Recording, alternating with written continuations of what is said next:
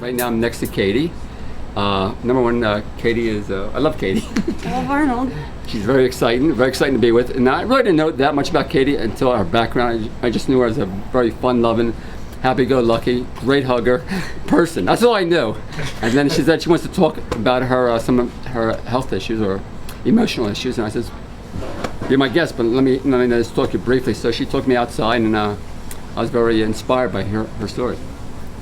Well, when I was 14, I was diagnosed stage 3 bipolar disorder, and there's only 4 levels of it, so I was kind of on the worst half of it.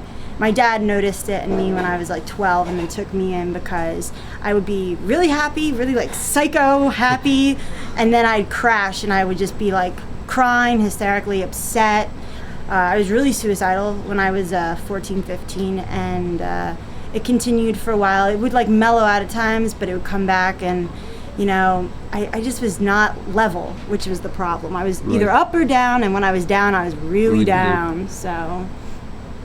So what happened? So some of the things that you were eating, then how you got better, and what made you become more raw, and some of the changes that have occurred.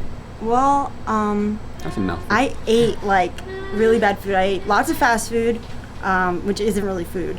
I ate tons of meat. I ate dairy. I'm Pennsylvania Dutch, half PA Dutch, so that should explain meat and potatoes kind of girl.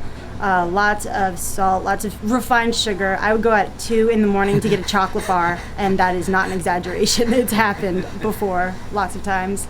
And then I just didn't feel good. I was tired all the time.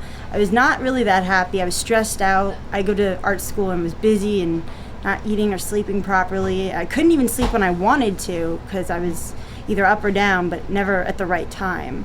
So I met some people, and they seemed really happy all the time. And I was like, "What do you want?" I want some of that. So they said, "Well, we don't eat meat or dairy." I was like, "Oh, vegan's cool." So I was like, "I'll try that. I'll try anything once, really." Right. So and then I started doing more raw food, and I feel better. I mean, my body's detoxing right now because I only went vegan 4 months ago. Right. So I'm new to this, but I feel happier. But you saw the relationship between what you eat, what you feel. Oh my gosh. Right.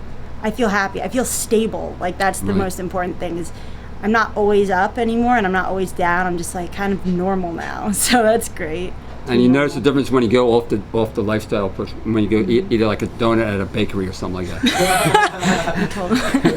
Yeah. Well, yeah, I went and I got some vegan cake, which was delicious and good, but I felt so sick. I laid down on my bed for an hour and a half, 2 hours, just in agony. I thought I was going to throw up from all the refined sugar, actually. Right. I couldn't believe it happened because I just ate this much cake. It was nothing, and it did it. So when you go on that lifestyle, when you go into a more of a mainstream diet, you feel the difference. Oh my gosh, it's unbelievable. Yeah. Right, and that pretty much everything has gone away. Oh yeah. The bipolar, depression, suicidal. Everything is going away. You feel happy. I feel happy. And lovable and huggable. I like hugs. Give me hugs. Yay! See?